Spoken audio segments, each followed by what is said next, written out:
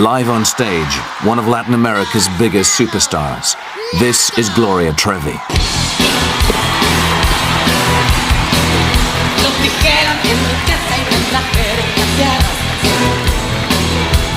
Trevi was Mexico's answer to Madonna. Celebrating unmarried sex, masturbation and teenage rebellion, she broke all the rules in Catholic Mexico and emerged as a superstar.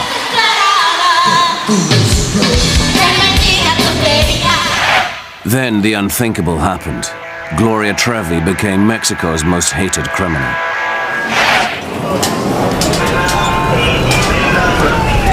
After a police manhunt, Trevi was arrested with 2 accomplices. Somos inocentes, señor. She has been charged with kidnapping, corrupting and raping a 12-year-old girl. Her co-accused are manager Sergio Andrade and a backing singer, Mary Baquitas. The lurid crime has since taken a dramatic twist. A number of young women revealed that 7 babies had been fathered by Trevi's manager. Charges of procurement, torture and rape followed. Gloria Trevi once sang to millions. Now, in a solitary police cell, she sings alone.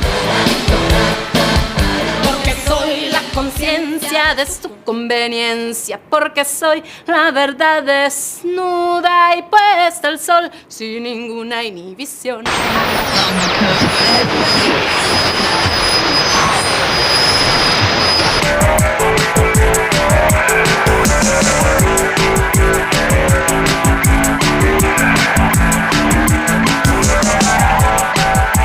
Mexico's most infamous crime burst on an unsuspecting public in 1998.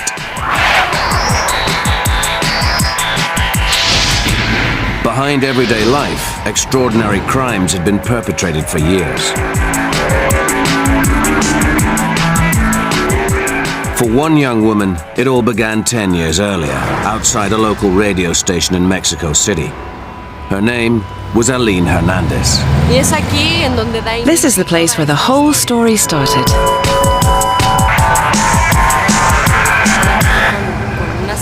I remember I was standing here with my friends, waiting for a singer to come out. There was a parked car over there. A girl with her hair in plaits came over. She told me she was working in a school for acting, modeling and singing, and asked if I was interested in going there. I was very excited. I'd always wanted to be a singer. I gave her my details. She asked my name. I said Aline. She asked how old I was. I said 13. And she said, Perfecto, perfecto, perfecto, edad perfecta. I didn't know then what it was the perfect age for. I asked her, what is your name? And she said, Gloria Treviño.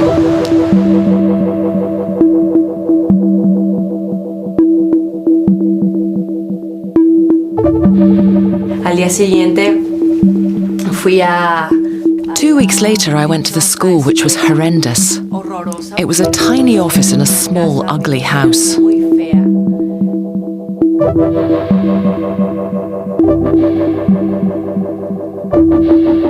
Mi mamá me esperó en una de las salas. My mother waited for me in one of the downstairs rooms.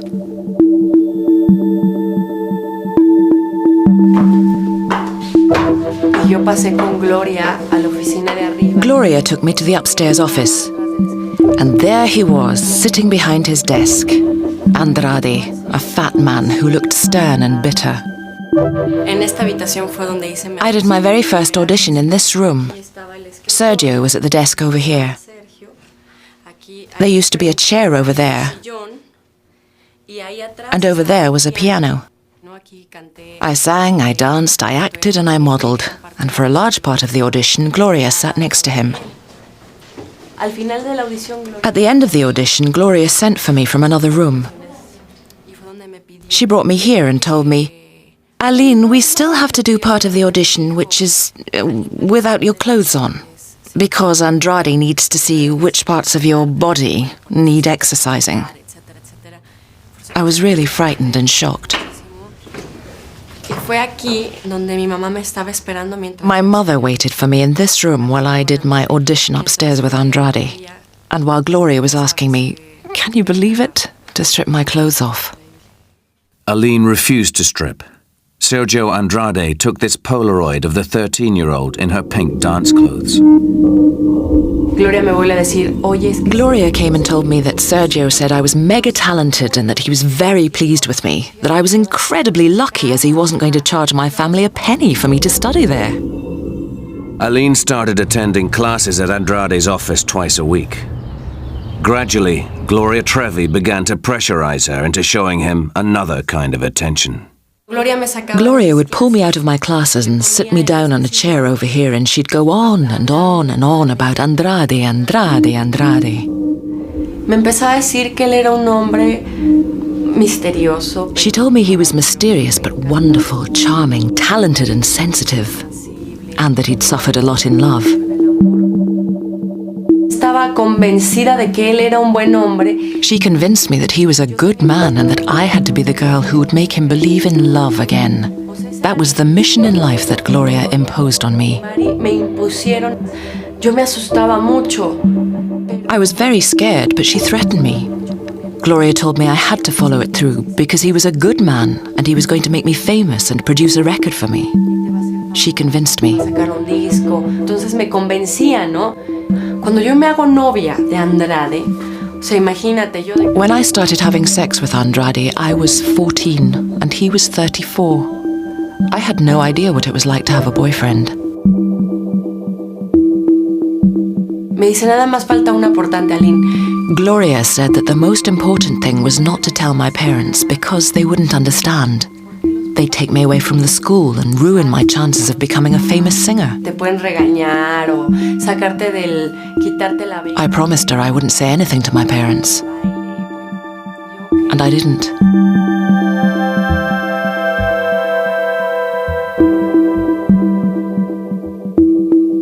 What Aline didn't realize was that Gloria Trevi and a backing singer called Mary Baquitas were also having sex with him. Andrade had a harem of young women.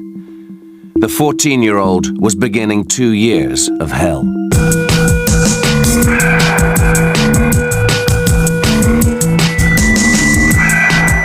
The Trevi image targeted children. Her growing fame allowed her to recruit more girls for her manager. By 1990, her career had taken off. Gloria Trevi. With hit singles, sellout concerts, TV spectaculars, and even feature films. Trevi mania had gripped Mexico. Children adored her and imitated her provocative style.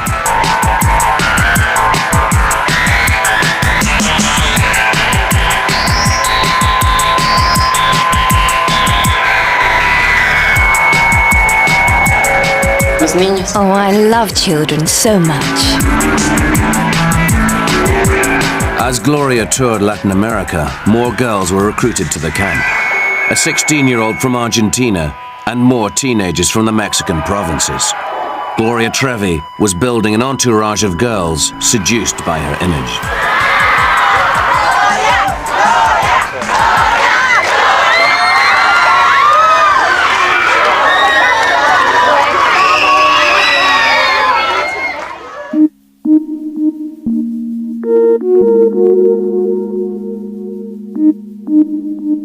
Sergio y Gloria, ya había para mí cierto prototipo físico. Sergio Andrade and Gloria Trevi wanted certain characteristics. They looked for girls who were slim and tall with nicely formed bodies. Girls who were very naive, young and malleable, of around 13, 14 or 15. And they wanted girls from poor backgrounds and broken homes who needed both money and affection.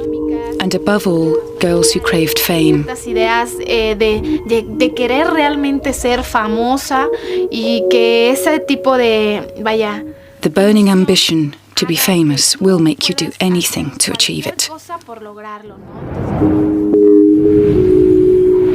Lupita Carrasco arrived in Mexico City at the age of 19, seeking fame in the capital. She had come from the countryside after winning a series of beauty contests. empezar. I wanted to be someone more than anything. I wanted to be a famous actress. In October 1995, Lupita Carrasco was a national finalist in Miss Mexico. During the rehearsals, Lupita, on the left, took the stage knowing that two famous personalities were in the audience. The superstar Gloria Trevi and her manager, Sergio Andrade.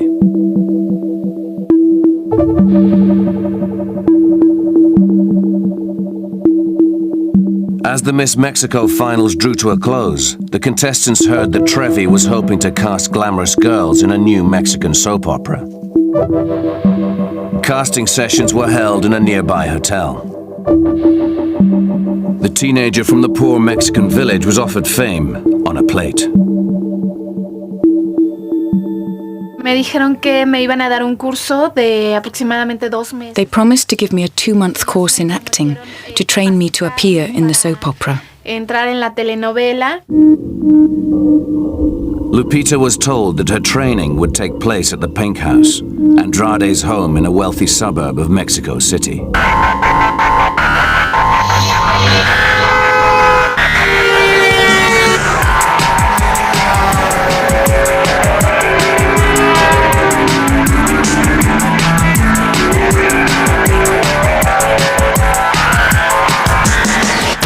Welcome to Morelos. This was to become Lupita's home. She would live with 7 other girls, some as young as 13. Aquí esto es lo que antes. This used to be the Pink House. Aquí vivía. Sergio Andrade and Gloria Trevi lived here. It was Andrade's favorite house. He liked it a lot. It looks like a prison. Even though the wall is high, there's barbed wire on top. Esas son las recámaras. There are 3 bedrooms up there in the top floor.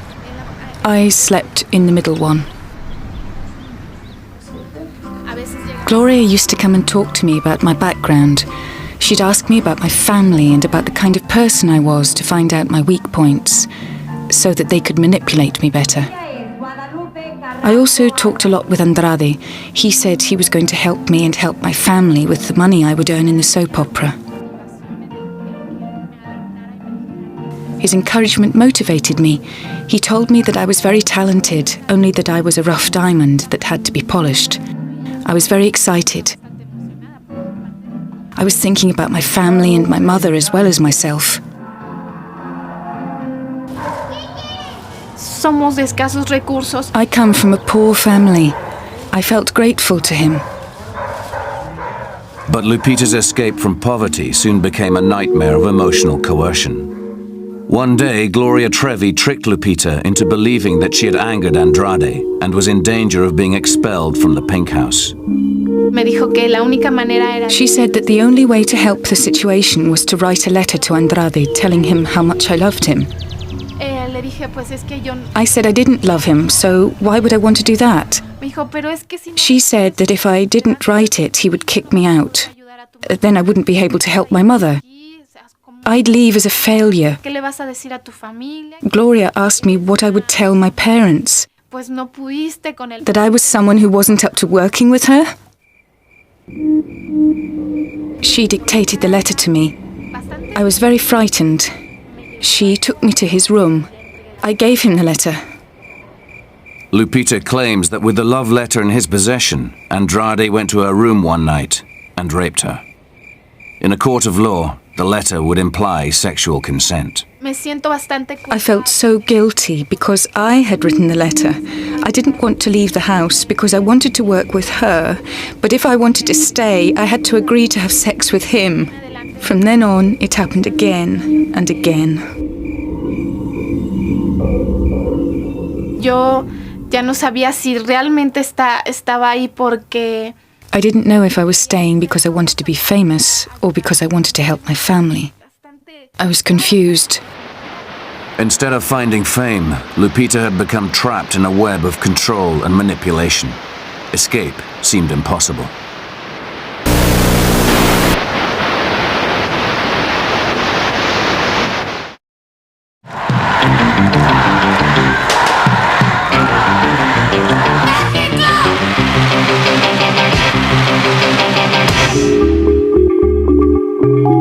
For most Mexicans, Gloria Trevi was the superstar. But behind the scenes, the singer's shadowy manager, Sergio Andrade, was in control. Andrade was a failed singer who rose to become Mexico's top producer. He was a star maker who produced some of the leading female singers of the 80s, creating a group called Painted Baby Lips, Mexico's Spice Girls. Two of the singers were Gloria Trevi and her friend, Mary Baquitas. 5 years later, he was creating an outrageous new product, the pop icon Gloria Trevi. It was into Andrade's realm of power and influence that Aline Hernandez had been drawn.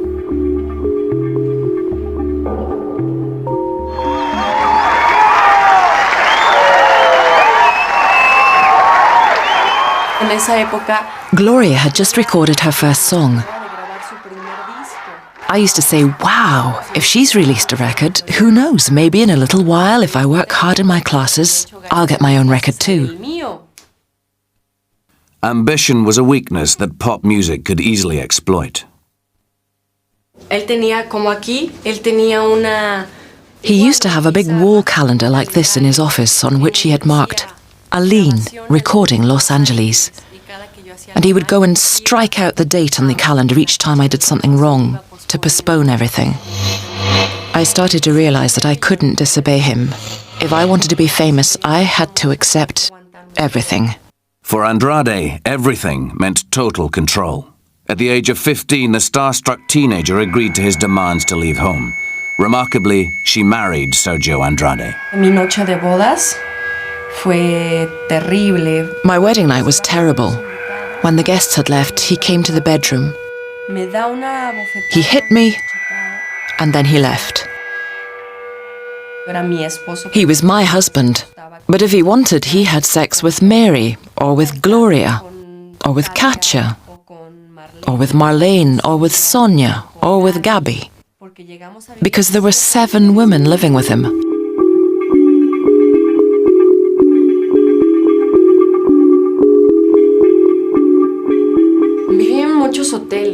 We lived in many hotels, in the El Bosque, in the Sevilla Palace, in the President.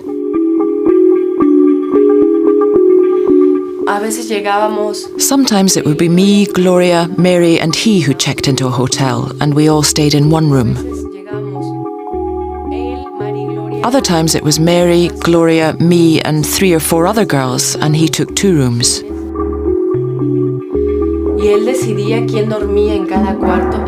He decided who would stay in which room, who would sleep in the bed and who would sleep on the floor.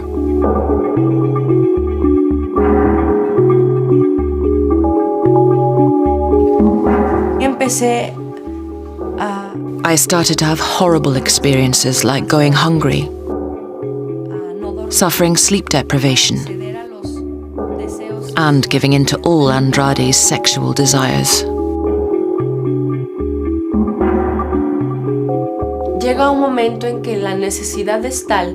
I had to steal blankets and cushions from the planes on the flights coming home because I didn't know where I was going to sleep that night. Porque yo no sabía esa noche en dónde iba a dormir. Me tenía que robar. I also had to steal biscuits or peanuts from the plane because I didn't know if Andrade would give me food that day. And at least I'd have some peanuts, which might be my food for the whole day or even 2 days. O de 2 días, inclusive. También me tenía que robar los shampoos. I even had to steal shampoo and toilet paper from the hotels because he never gave us any money. As he specially hated me, I almost always had to sleep on the floor. Una vez me hizo dormir en una... Once, as part of a punishment, he made me sleep naked in a bathtub.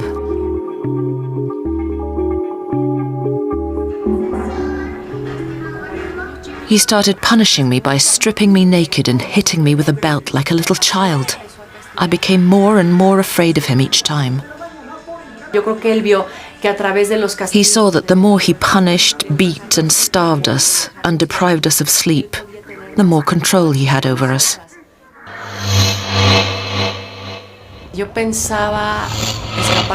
I had thought about escaping from the first day I went to live with them, but I was afraid. I didn't know how to do it. Imagínate si no me salían bien las cosas. You can imagine if I failed. If they caught me in the act of escaping, how terrible the punishment would have been. In 1991, Hernandez won back her freedom. She escaped. For 6 years, she said nothing about her ordeals.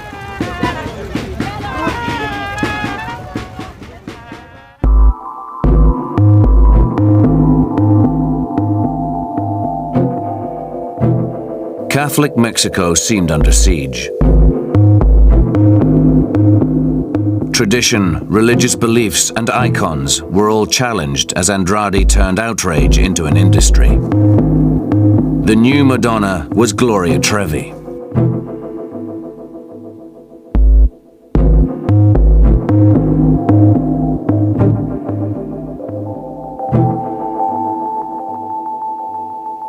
While devout Catholics opposed contraception, Trevi posed gleefully with condoms. Her image was being shaped by Sergio Andrade, who was beginning to act as though he was beyond the law.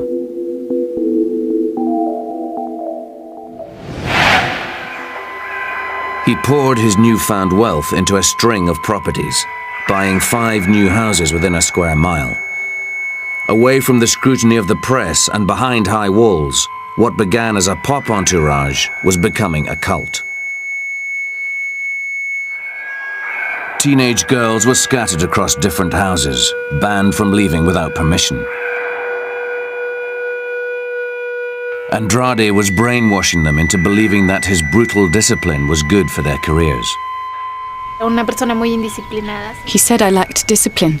He used to lock me up. O por periodos He made me do hard labor in the hot sun. Y en esas circunstancias tú tenías que acoplar. You had to get used to having nothing to eat. Andrade made the girls living in and around the Pink House feel worthless, denying them the most basic amenities. Bueno, en esta otra. He owned this house over here too. A veces no había facilidad. Andrade's houses often didn't have drinking water in them, and the bathrooms didn't work. So you had to go across to the Pink House for permission to use the loo.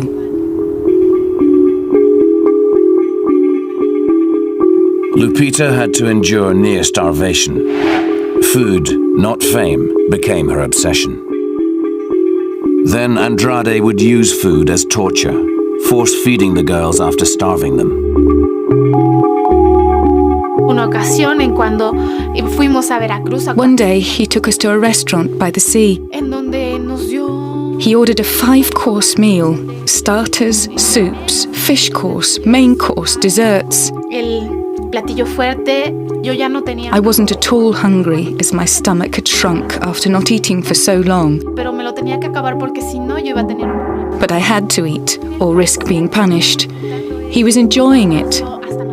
He even forced us to eat donuts to stuff us until we were sick. Hasta que pudiéramos vomitar, o sea, él quería que vomitáramos. Iba manejando el carro y lo manejaba así. Then he drove his car, zigzagging all over the road. He told the driver of the other car to drive the way he did, purely to make us throw up. Para que nosotras vomitáramos. Well, I was sick. Another girl was too. He said we were disgusting. Yet he had made us be sick.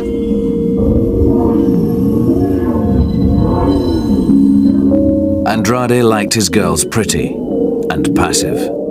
Siempre como que él disfrutó. He always enjoyed what he did to us. He was very sarcastic. He made cruel jokes at our expense and we couldn't answer back. He encouraged the girls to badmouth each other. We were like puppets, like marionettes. Every time he felt like it, we were shouted at or punished. He had sex with each one of us whenever he wanted. We weren't treated like human beings, but like objects.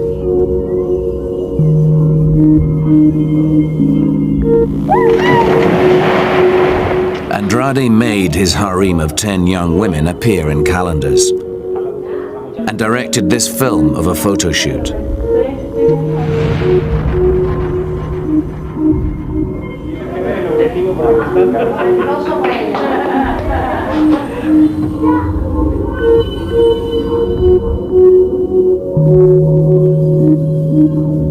Behind the sunny images, he was forcing the girls to spy and report on each other.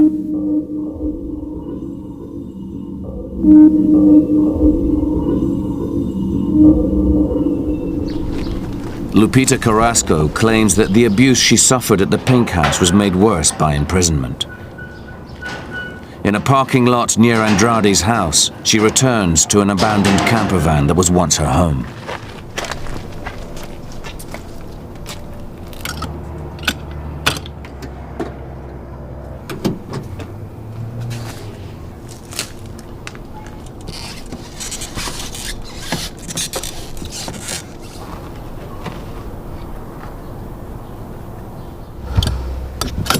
Adentro. Sometimes we used to sleep inside it.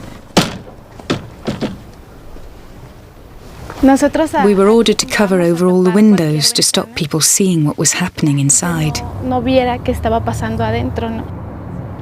Cuando Sometimes they would lock me up for the whole day, or until they gave me permission to leave, until I was allowed to go out. el estar encerrada para mí se volvió. It was humiliating to be locked up. Denigrante. I felt like rubbish. I felt worthless. Para mí era peor. For me, being imprisoned was worse than being beaten. It depressed me more.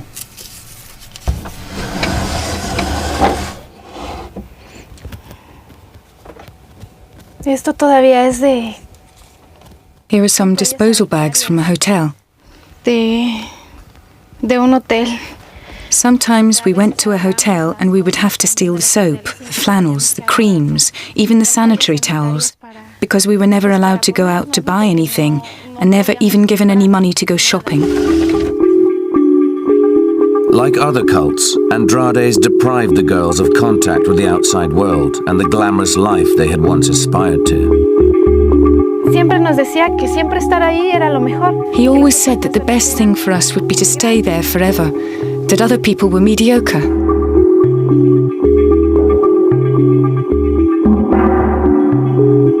Y Gloria siempre le obedecía. Gloria always obeyed him. She used to tell us that everything was for our own good and we could become brilliant, not just as artists, but also on a personal level. Sino también como persona, ¿no?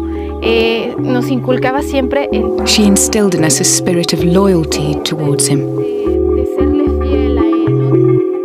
El hecho de que If we so much as spoke to anyone outside the clan, we were considered the lowest of the low. Loyalty to Andrade was the first commandment of the cult. In public, Gloria Trevi was one of the most liberated women in Mexico. In private, she was a mere lieutenant. She was assisted by her backing singer, Mary Baquitas, seen here on the right, who had also lived with Andrade since the 1980s. If Gloria Trevi was the pop star who procured young girls, Mary Baquitas was the enforcer behind the scenes, known as Andrade's right-hand woman. Sergio me dice una vez, yo sé Andrade told me once that he knew there would only be two girls who would stand by him until the end, Mary and Gloria. que son Mari y Gloria.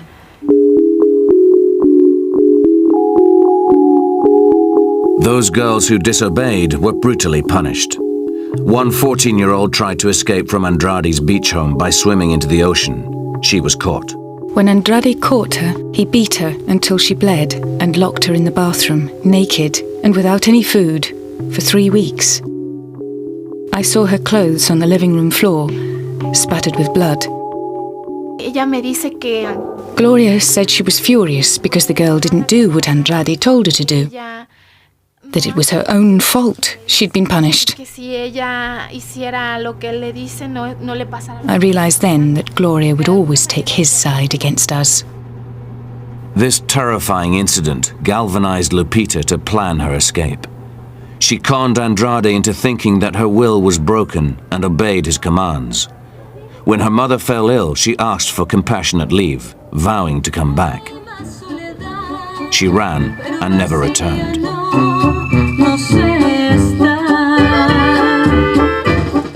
Mexico's pop industry was about to be blown apart. In April 1998, Aline Hernandez, Andrade's estranged teenage wife, broke her silence and published a devastating book. Lupita Carrasco backed her up with a formal denunciation. Andrade panicked and went on the run. Initially, few people believed the accusations, calling them the inventions of a bitter ex-wife. But a new discovery turned Mexico against the pop Svengali. A baby boy was discovered, and he was on the brink of death.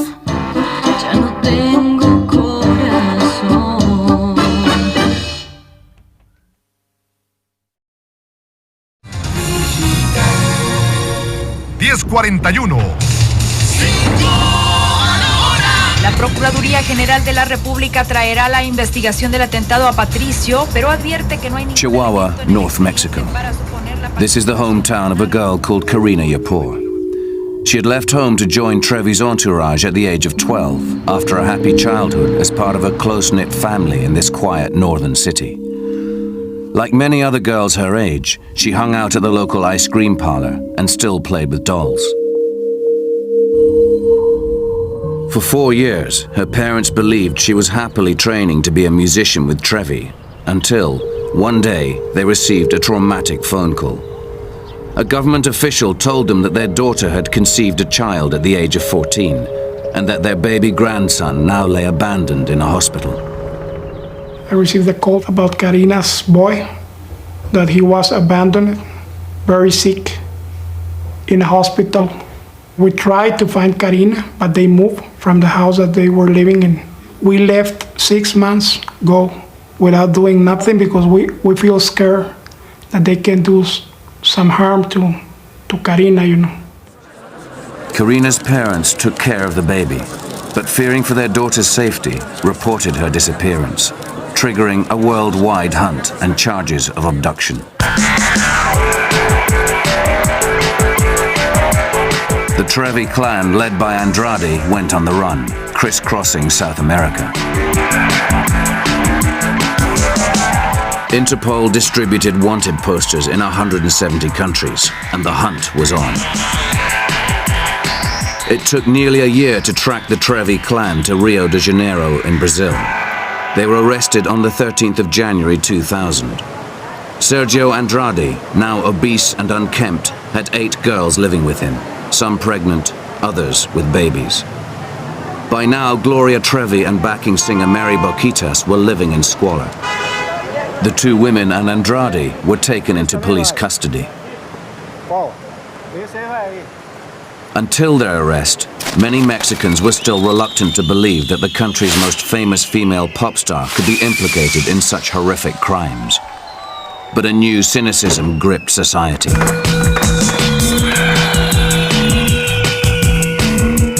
The superstar had become a demon. Giant effigies of Trevi, Andrade, and Boquitas were burned in the streets. They had become figures of hate.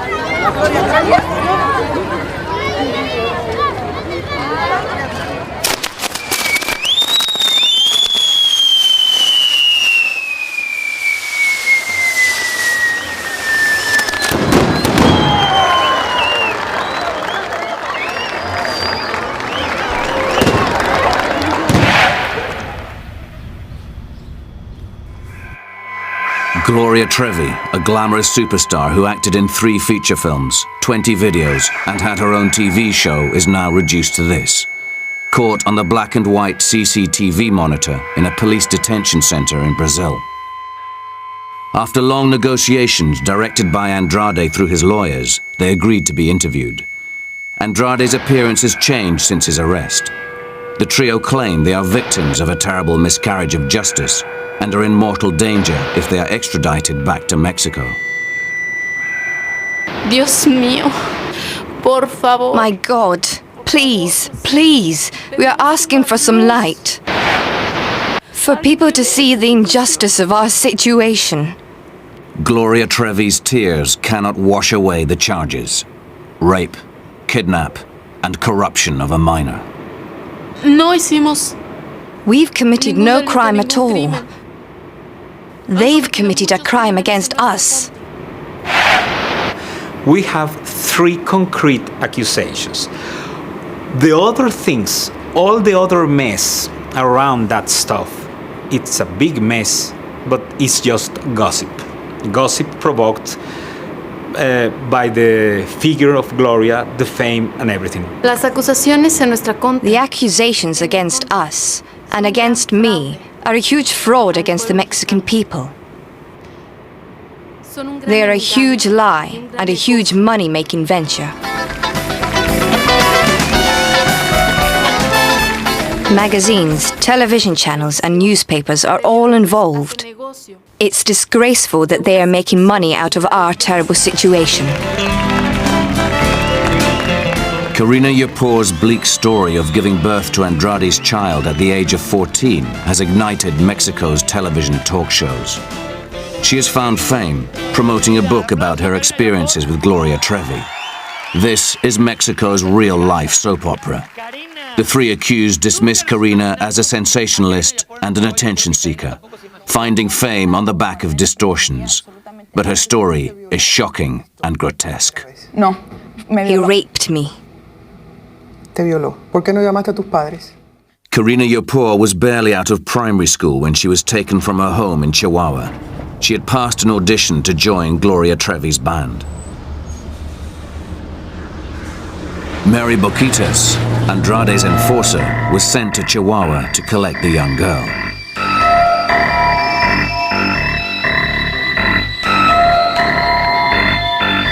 Unaware that their daughter was being procured, Karina's unsuspecting family took Mary for a friend.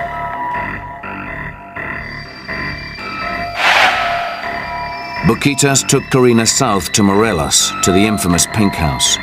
It was here, claims Karina, that she was coerced into having sex with Andrade at the age of 12.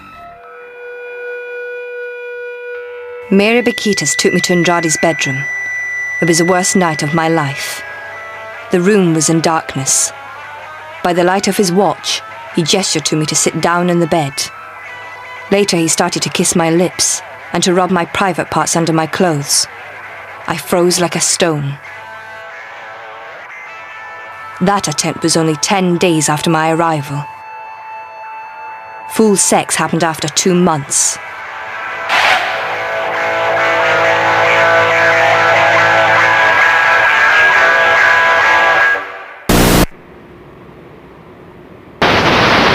I know they have said that I was the one who used to grab the girls, that I used to take them to Sergio Andrade and instruct them. Absolutely not. I never did anything of the sort. People used to come to us asking for opportunities.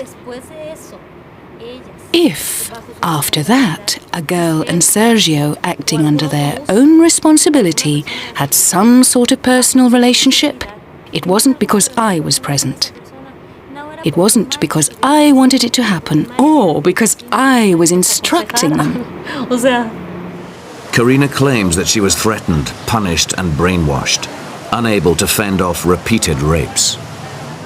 Si estaba siendo violada. If she was being raped, why didn't she take the microphone? Because she did have a microphone when she played piano at my concerts. Why didn't she shout out, "Help! Public! Help me! Help! Police! Reporters! Journalists! Come and rescue me! I am suffering!" Why? Excuse me. The woman traveled. She ate. She slept in the best hotels. She lived the good life.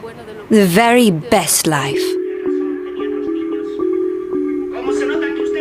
But Karina Yapour claims that five-star hotels were often the scenes of the worst degradations. Beatings were repeated and brutal. In 1996, while Gloria Trevi was on primetime television launching a new show, Karina was being whipped with belts, coat hangers, and electric cables. One day my strength failed.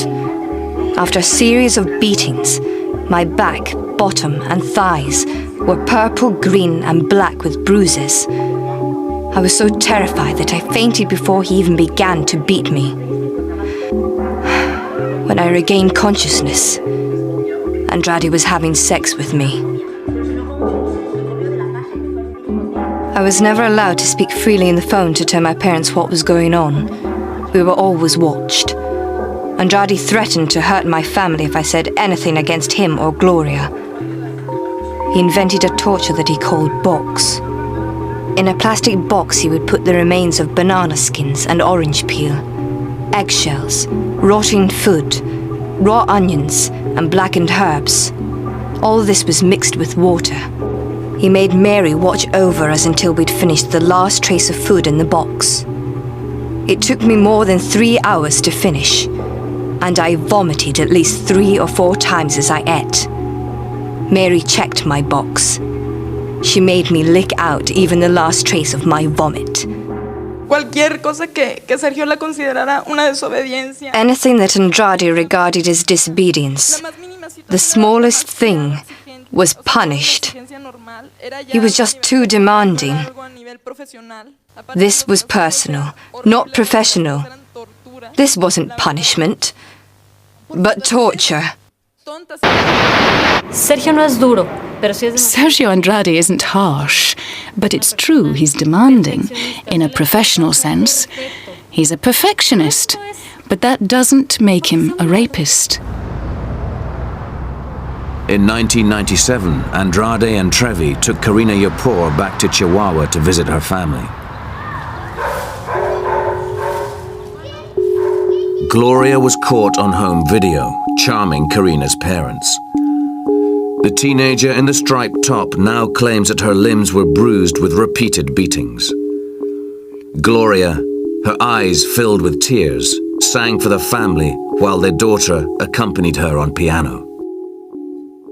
We saw her play the piano. We hear her play even some classical music. So we feel proud about her because we think, as many parents think, well, it's very sad to not have our daughter with us, but she's making progress in what she wanna do. Karina's baby son is evidence against the father, Andrade, living proof that he had sex with an underage girl.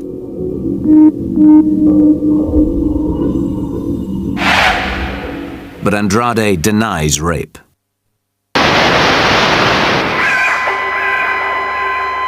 Yes, Karina was underage, certainly.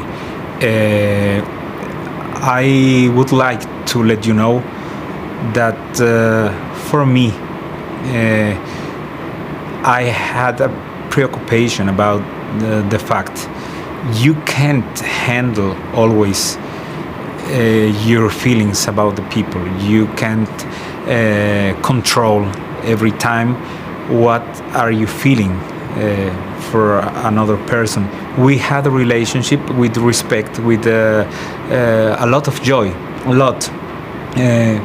If I am guilty of something, well, I just fell in love, and just that. Love letters may yet prove to be Andrade's best defense. He visto cartas de la acusadora. I've seen letters sent to him by Karina. You can take them to a frigging handwriting specialist so that they can study and analyze them. And then why don't you take them to a psychologist who will show you that she wasn't being forced? I've read a letter from her saying, I wish it were really hot so that I could suck you the way I sucked you before. You know what I think? That this woman was definitely not raped. Karina Yapor alleges that writing erotic love letters was compulsory within the cult. But she claims she was confused, coerced, and a child. Rape will not easily be proven, since her letters seem to imply consensual sex.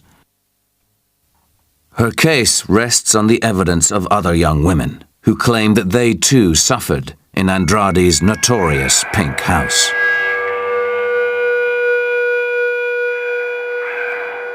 Evil doesn't have nationality.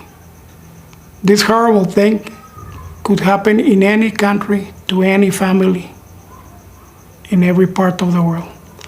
So my prayer to the Lord is that this horrible story won't be repeated never again. When the Trevi clan were arrested in Brazil, the Mexican government applied for extradition. If found guilty, the three face up to 15 years imprisonment in a jail near Chihuahua, where a once trusting family exposed a catalogue of abuse. If sentenced, this is where they will be brought, Cerezo Prison. The pop entourage accustomed to five-star hotels will face more modest fare. Surveillance and discipline will be Andrade's new companions, as for the first time in 16 years, he is separated from Trevi and Boquitas. Mexico has put its superstar on trial, but Trevi's own role remains uncertain. Gloria did many of the bad things she did against her own will. She did them because she too was dominated, forced and threatened. I often saw Gloria sleeping on the floor or being beaten or abused. I saw Gloria telling Andrade that she wanted to leave, that she couldn't bear it any longer. But he forced her to change her mind by locking her up and beating her. In a way, Gloria is just another victim. But I always ask myself, why didn't she leave? Why did she never escape? Perhaps this pop video holds a clue. The most compelling comment on the whole case appears in the video for Trevi's hit single, Recuento de los Daños. The video is directed by Sergio Andrade. A little girl is abducted from her parents by a fat, unkempt man in a checked shirt. She grows up to become an adolescent. Still imprisoned by her abductor, she fears him, slaves for him, and cooks his food.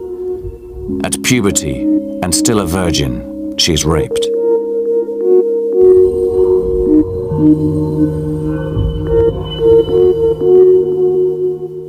The little girl grows up, and, chillingly, she becomes Gloria Trevi.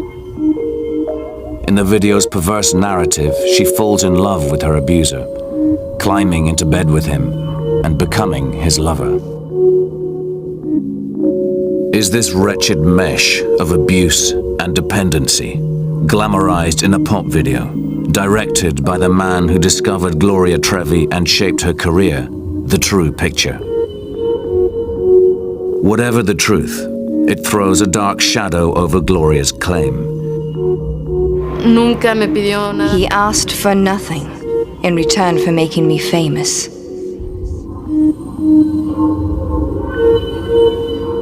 Siento otro desprecio, mando un buen deseo, cambio el sufrimiento por un timbre postal al cielo.